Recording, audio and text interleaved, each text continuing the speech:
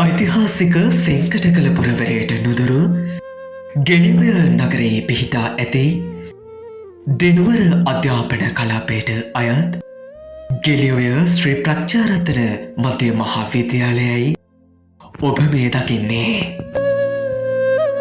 දහස් ගණනක සිසුදරුවන්ගේ නැඩනුවන පාතන ප්‍රදේශයේ ප්‍රධානතම පාසලක් වන මෙම පාසලත් ඉකුත් 27 වනදා ගෙලිවය නගරය සේම මහා ගම් වතුරට හසුවනවා.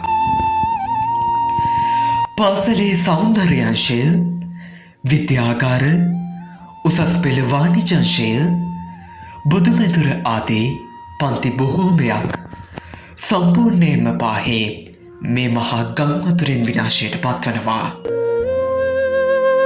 හෙට දිනට ලොව දිනන්නට අවැසි මග යළිත් හෙළිකර දෙන්නට අවැසි ලෙසින් වසර 73ක අභිමානයක් සමගින් ගෙලිවය ශ්‍රී ප්‍රඥාරතන මැති විදුහල සුපුරුදු තේමා නදින් හඬ නංවන්නට අවැසි උපකාර අපට ලබා දෙන්න.